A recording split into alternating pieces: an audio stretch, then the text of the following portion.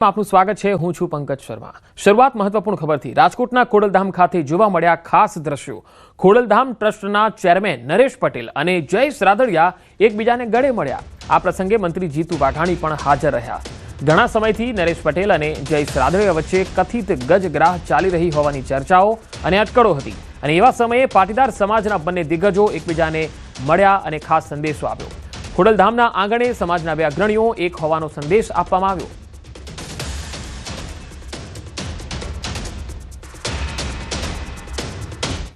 આવી ગયું આખી બાઈટ આપી અને તમને પ્રશ્ન હતો કે નથી અમે અહીંયા હાજર છે। આ ખોડલધામ એ અમારું આંગણું છે અને આ કાયમી માટે જયેશ રાદડિયા હોય કે ન હોય ખોડલધામ રહેવાનું છે। આ સમાજનું ગૌરવ છે।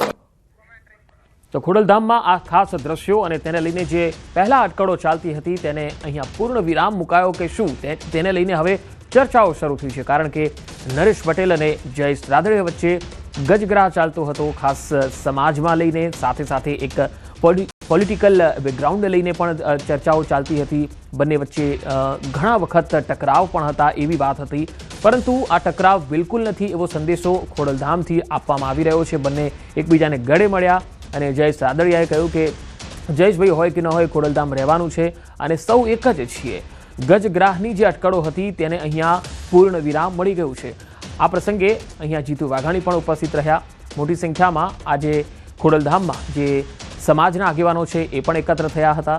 આજે ખાસ સન્માન સમારોહનું પણ અહીંયા આયોજન હતું અને તેના કારણે સીએમ ભૂપેન્દ્ર પટેલ પણ અહીંયા પહોંચ્યા હતા। ત્યારે નરેશ પટેલ અને જયેશ રાદડિયા બંને એક થયા, એકબીજાને ગળે મળ્યા અને એક મેસેજ આપ્યો છે કે બંને અગ્રણીઓ એક જ છે।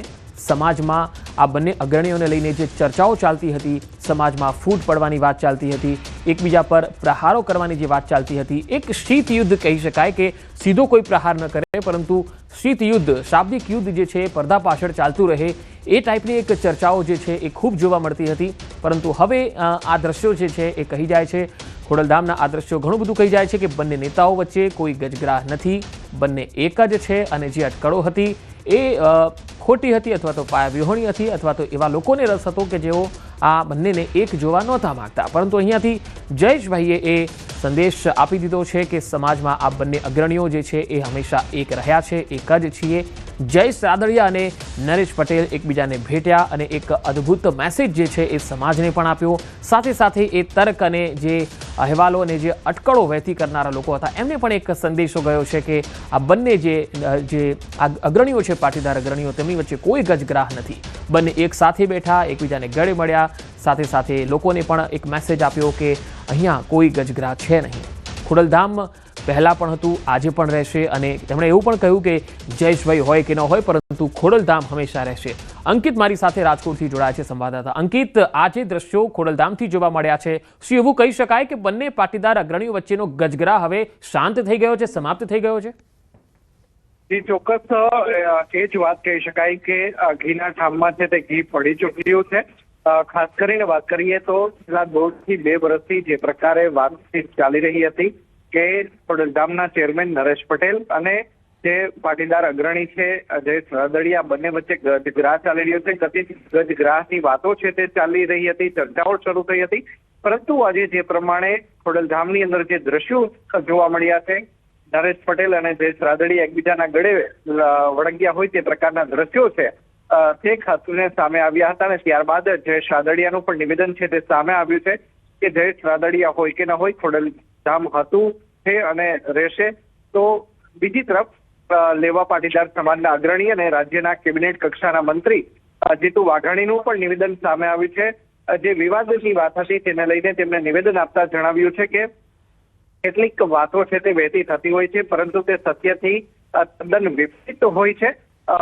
નરેશ પટેલની સમક્ષ હું અને જયેશ રાદડિયા બંને બાળક કહેવાય અને ધામ માટેની વાત હોય કે પછી સમાજના કામ માટેની વાત હોય ત્યારે અમે તમામ લોકો એકજૂટ થઈને અહીંયા હું આપને રોકવા માંગીશ। હાલ જીતુભાઈ શું કહી રહ્યા છે આવો એ પણ આપણે સંભળાવીએ દર્શકોને। લેવા પાટીદાર સમાજ એનું સંગઠન બને અને સંગઠન થતી સમાજનું ઉત્થાન થાય ને સમગ્ર સમાજ, માની નરેશભાઈ ખૂબ સરસ વાત કરી, 18 વરણને સાથે રહીને ચાલનારા ખોડલધામ કાગોટ ટ્રસ્ટ હું આભાર માનું છું માની નરેશભાઈ પટેલ અને સમગ્ર ટીમનો। અનેક વખત દર્શન કરવાનો મોકો એમની સાથે બેસવાનો મોકો મળ્યો છે. પણ આજે 15-20 હજારથી પણ વધારે લોકો આપ જોતા હતા, લોકો ઊભા હતા સવારે વહેલી સવારથી. ખોડલધામનો સાથ પડ્યો, નરેશભાઈ બોલાવ્યા અને સમાજના અમારા આગેવાનો, બહેનો, મહિલાઓ, યુવાનો, વડીલો જેમણે કંઈક સમાજ માટે કર્યું છે એવા તમામ લોકો અહીંયા હાજર રહીને હું માનું છું કે ખૂબ મોટો સંદેશો એ માત્ર રાજ્યમાં નહીં દેશભરમાં આજે ખોડલધામ અને સમાજ થકી આપ્યો છે. તો અંકિત, જે રીતે જીતુ વાઘાણી કહી રહ્યા છે કે સમાજને એક ખૂબ મોટો મેસેજ આ ખોડલધામની ધરતી પરથી ગયો છે, તો આ કયા મેસેજની વાત છે? જી અંકિત.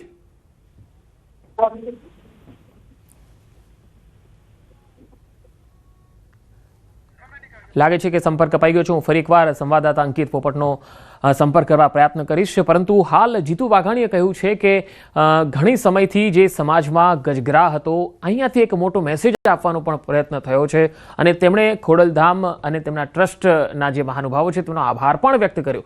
જીતુભાઈ વાઘાણીએ આ વાત કરી છે. જોકે આ દ્રશ્યોમાં જયેશ રાદડિયા અને નરેશ પટેલ બંને જે રીતે એક જોવા મળ્યા અને હસતા જોવા મળ્યા છે.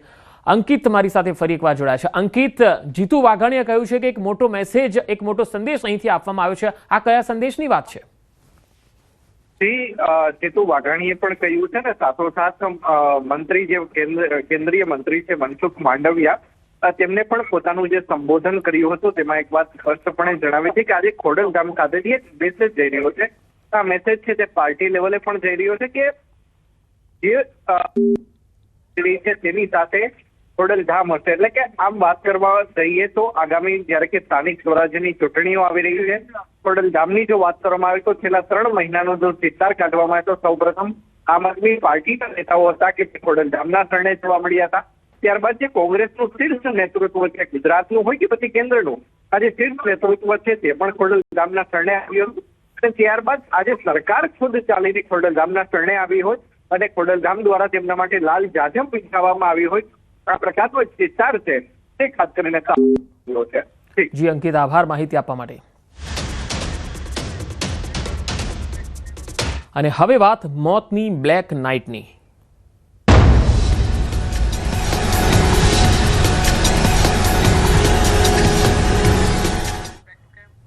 ગોવામાં નાઇટ ક્લબમાં બ્લાસ્ટનો બનાવ અને તેનો લાઈવ વિડીયો સામે આવ્યો છે. નાઇટ ક્લબમાં સિલિન્ડરમાં બ્લાસ્ટ અને વિકરાળ આગ લાગી ગઈ. આ તસવીરો જુઓ. આ લાઈવ દ્રશ્યો મેં આપને બતાવ્યા જે ગોવામાં નાઇટ ક્લબમાં થયા અને અચાનક અહીંયા બ્લાસ્ટ થયો હતો અને આ વિકરાળ આગ ફેલાતા 25 લોકો આગમાં ભસ્મીભૂત થઈ ગયા. ગોવાના અરપોરા વિસ્તારનો આ ભયાનક બનાવ છે. નાઇટ ક્લબમાં સિલિન્ડર બ્લાસ્ટ થયો અને સિલિન્ડર બ્લાસ્ટ બાદ વિકરાળ આગ ફેલાઈ ગઈ અને 25 લોકોના કરુણ મૃત્યુ નિપજ્યા, જ્યારે 7 લોકો ઈજાગ્રસ્ત થયા. 7 ઈજાગ્રસ્ત પૈકી એક વ્યક્તિની હાલત ગંભીર બતાવાઈ રહી છે. નાઇટ ક્લબમાં મોડી રાત્રે ભયાનક સિલિન્ડર બ્લાસ્ટ થયો. મૃતકોમાં બધા જ નાઇટ ક્લબ સ્ટાફના સભ્યો હોવાનું પણ મનાય છે. વિસ્ફોટ એટલો શક્તિશાળી હતો કે આગ થોડી જ ક્ષણોમાં સમગ્ર ઇમારતમાં ફેલાઈ ગઈ. 2 કલાકની જહેમત બાદ આગ પર કાબુ મેળવાયો હતો. ગેસ લીકેજના કારણે બ્લાસ્ટ થયો હોવાનું મનાય છે. પોલીસ અને એફએસએલની ટીમે સમગ્ર ઘટનાને લઈને તપાસ હાથ ધરી. ક્લબની સેફટી, ગેસ કનેક્શન અને એક્ઝિટ પ્લાનની પણ તપાસ કરવામાં આવશે. વડાપ્રધાન નરેન્દ્ર મોદીએ સોશિયલ મીડિયા પ્લેટફોર્મ એક્સ પર પોસ્ટ કરી અને મૃતકો પ્રત્યે સંવેદના વ્યક્ત કરી. ઘાયલો જલ્દીથી સ્વસ્થ થાય તે માટે પ્રાર્થના કરી. સાથે ગોવાના મુખ્યમંત્રી સાથે પણ વાતચીત કરી. ગોવાના સીએમ પણ ઘટના સ્થળે પહોંચ્યા હતા અને તેમણે પણ જે ઘાયલો છે તેમની ખબર અંતર લીધી હતી. પીએમ નેશનલ રિલીફ ફંડ દ્વારા મૃતકોને 2 લાખ, ઈજાગ્રસ્તોને 50,000ની સહાયની જાહેરાત કરાઈ છે. ક્લબને સીલ કરી માલિકોની પૂછપરછ કરવામાં આવી રહી છે.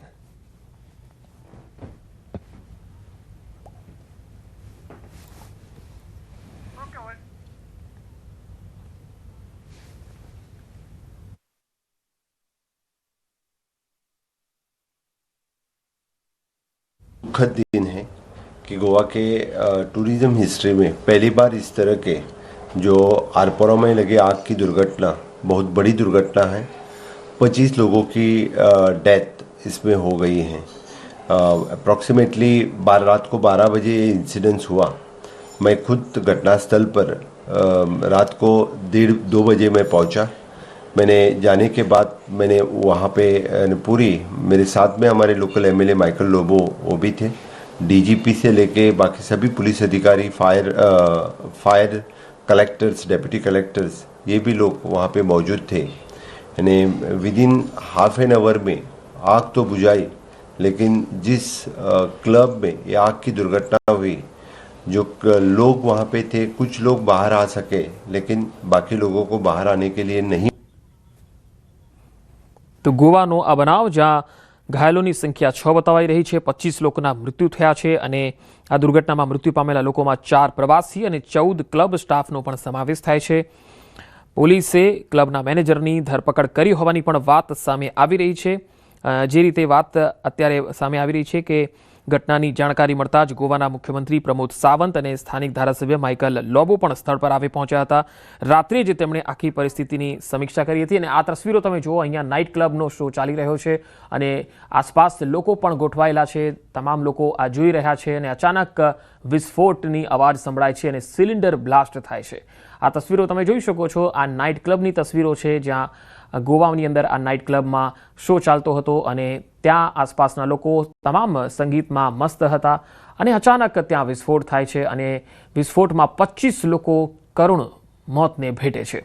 ધીરે ધીરે આખો આ જે સ્થળ છે એ આગનો ગોળો બની જાય છે, નાસભાગ મચી જાય છે અને તમે જોઈ શકો છો કે લોકોને પછી ખ્યાલ આવી જાય છે કે આ ઘટનામાં કંઈક અહીંયા થઈ રહ્યું છે, જે મોટું થઈ રહ્યું છે અને લોકો ભાગવા લાગે છે। અફરાતફરી મચી જાય છે અને પોતાનો જીવ બચાવવા માટે લોકો ભાગવાની કોશિશ કરે છે, પરંતુ એમાં 25 લોકો જે છે એ મોતને ભેટે છે। પંજાબના લુધિયાણાના લાડોવાલ ટોલ પ્લાઝા પર ગોળીબારનો બનાવ બન્યો, જ્યાં ટોલ પ્લાઝા પર અંધાધૂંધીનો માહોલ છવાઈ ગયો। કારમાં સવાર કેટલાક લોકોએ વીઆઈપી લાઇનમાંથી પસાર થવાનો આગ્રહ રાખ્યો। પોતાને એક વિભાગના ચેરમેન હોવાનો દાવો કરી આ જીદ કરી। જ્યારે ટોલ કર્મીઓએ તેમના ઓળખ કાર્ડ માંગ્યા તો તેઓ ઉશ્કેરાઈ ગયા। ટોલ કર્મચારીઓ પર ગોળીબાર કર્યો। સદનસીબે આ બનાવમાં કોઈ જાનહાનિ થઈ નહોતી। ટોલ કર્મચારીઓએ રક્ષણ માટે પોતાના દંડાનો પણ ઉપયોગ કર્યો હતો। તો લુધિયાણાના ટોલ પ્લાઝા પર મારામારી બની।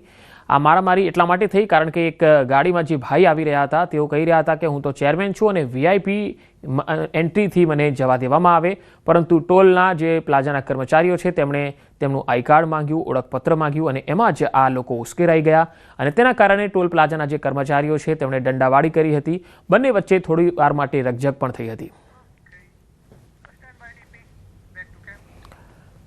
સુરતમાં કુખ્યાત આરોપી શિવાનો આતંક સામે આવ્યો। નામચીન બુટલેગર શિવા ટકલાનો આતંક, જ્યાં 3 લોકોનું અપહરણ કરી અને તેને ઢોર માર માર્યો। માત્ર 20,000 માટે અપહરણ કર્યું।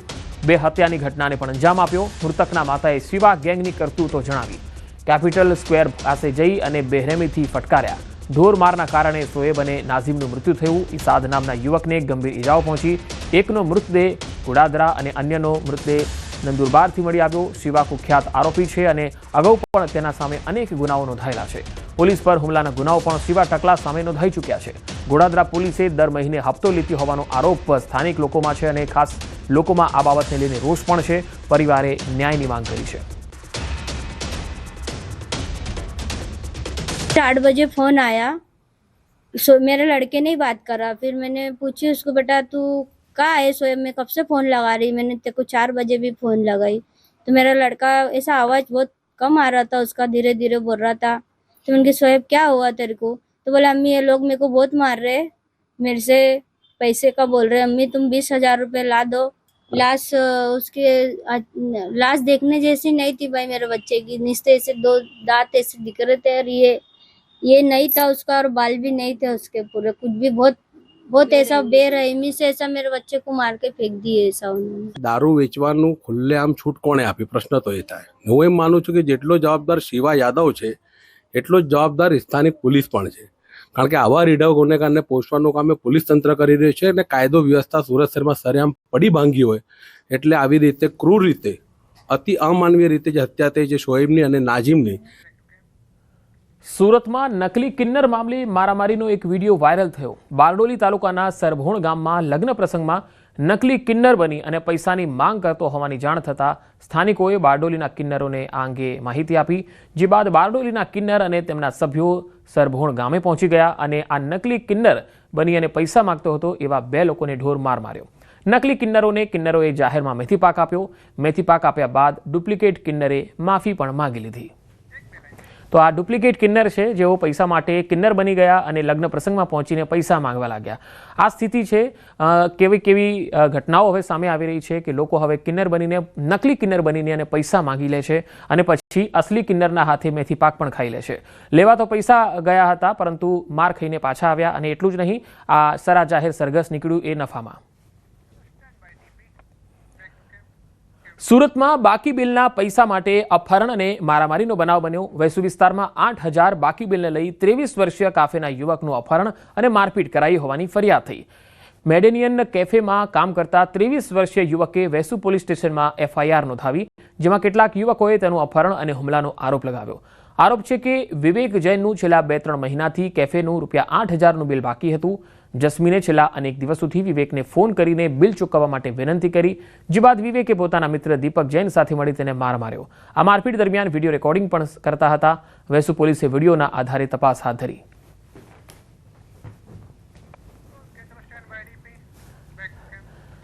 રાજકોટના ધોરાજીમાં 16 નવેમ્બરે અકસ્માતની ઘટના બની, જ્યાં એક ગમખ્વાર અકસ્માતને કારણે એક પરિવાર નોંધારો બની ગયો. પરિવારજનોનું કહેવું છે કે ઘરના મોભીના મોતથી જીવન અસ્તવ્યસ્ત બની ગયું છે. તે લોકો ન્યાયની રાહ જોઈને બેઠા છે. નવાઈની વાત એ છે કે આ અકસ્માત સર્જનાર બીજું કોઈ નહીં પરંતુ શહેરના પ્રતિષ્ઠિત ડોક્ટર જ છે. અકસ્માત થયાને આટલા દિવસો વીતી ગયા છતાં હજુ સુધી અકસ્માત સર્જનાર ડોક્ટર નિલેશ જોશીની અટકાયત પણ કરાઈ નથી. CCTV ફૂટેજમાં સ્પષ્ટપણે દેખાય છે કે પાછળથી પૂરપાટ ઝડપે ડોક્ટર નિલેશ જોશી કાર લઈને આવે છે, તેમને અડફેટે લે છે. અકસ્માત એટલો ભયાનક હતો કે નિમિતભાઈનું સારવાર દરમિયાન કમકમાટીભર્યું મૃત્યુ થયું. એટલે પરિવાર ન્યાયની રાહ જોઈ રહ્યો છે. ન્યાય તો જોઈએ છે, કારણ કે હવે અમે બે જે છીએ એમ અત્યારે ભણતા હતા. અત્યારે મારા મમ્મી છે અને મારા દાદી છે અને અમારે ફઈબા છે, એ ઉંમરલાયક છે. એટલે ઘરમાં પૈસા બાબતે બહુ જ પ્રોબ્લેમ આવે છે. બસ જે એમાં ન્યાય મળે એ જ, કેમ કે અમારો માણસ વયો ગયો છે. આમાં તો એક્સિડન્ટ થયું ને, પણ મારો ઘરનો માણસ, મારા છોકરાના પપ્પા, મારા ઘરે મારા સાસુ છે ઉંમરવાળા 2 જણા, એ અત્યારે અમે બધા એના વગરના એકલા રહી ગયા અહીંયા. ભારતીય ન્યાય સંહિતાની કલમ 281, 125A, 125B મુજબ ફરિયાદ નોંધાવેલી છે. આ ગુનાની તપાસ ધોરાજી તાલુકા પોલીસ સ્ટેશનના PSI શ્રી ત્રિવેદી સાહેબ કરી રહ્યા.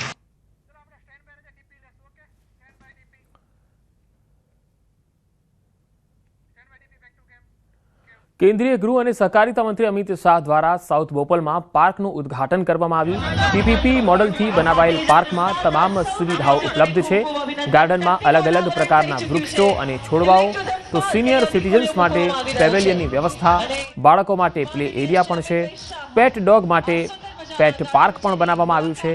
4.5 કરોડના ખર્ચે આ ગાર્ડન વિકસાવવામાં આવ્યું છે.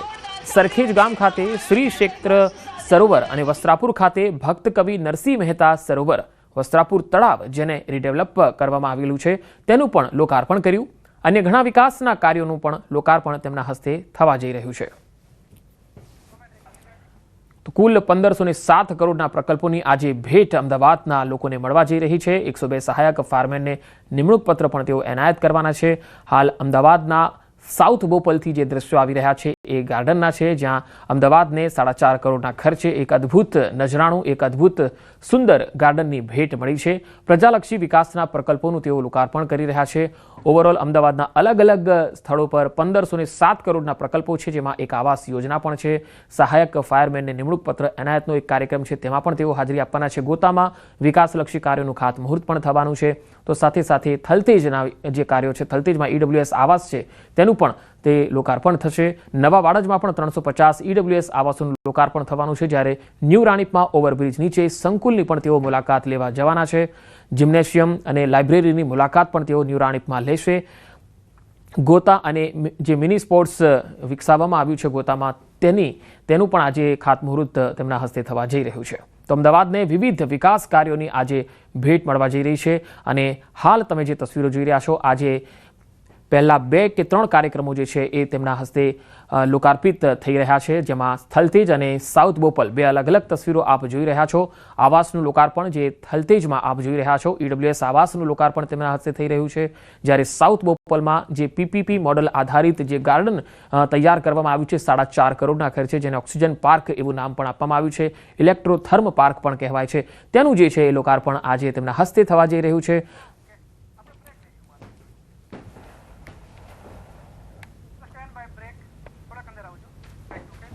વધુ સમાચારો જોઈશું, હાલ રોકાઈશું એક વિરામ માટે.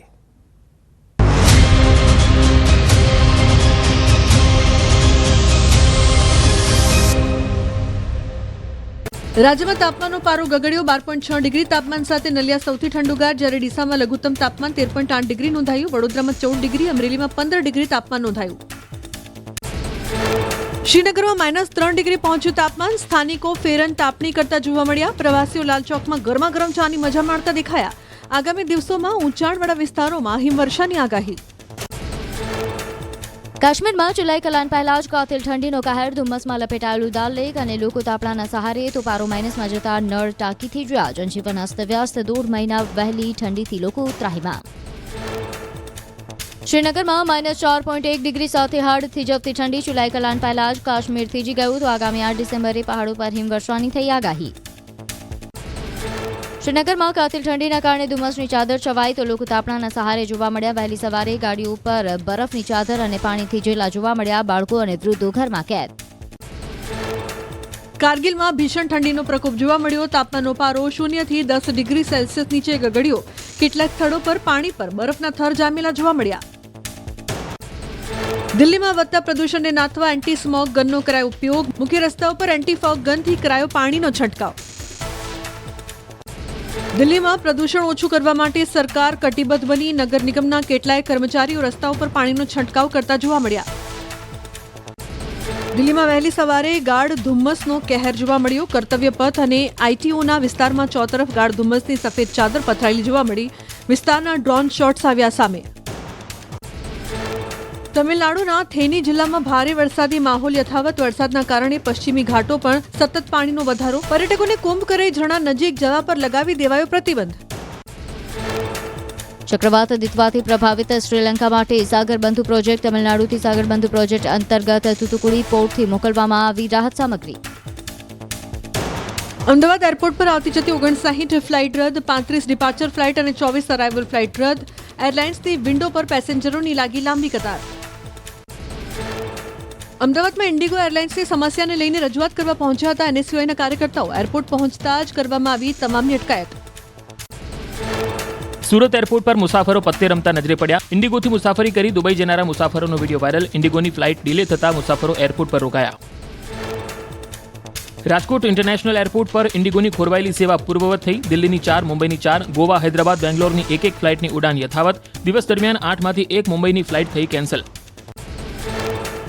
જમ્મુ કાશ્મીરના એરપોર્ટ પર ઇન્ડિગો ફ્લાઇટની ઉડાન રદ થતા સેંકડો યાત્રીઓ પરેશાન. અનેક યાત્રીઓએ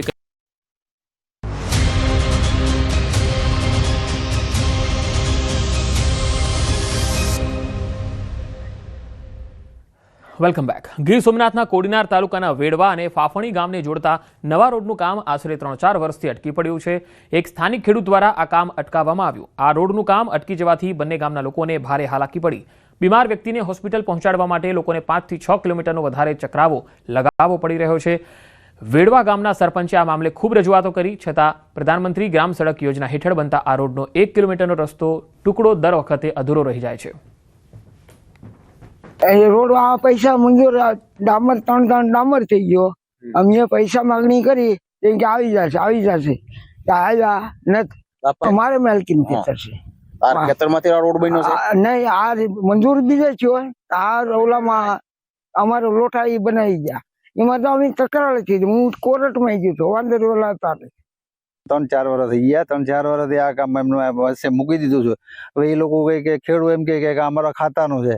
અધિકારીઓ કે ભાઈ કે રોડ કરવા નથી દેતા. આમાં વાક કેનો? લોકોનો વાક.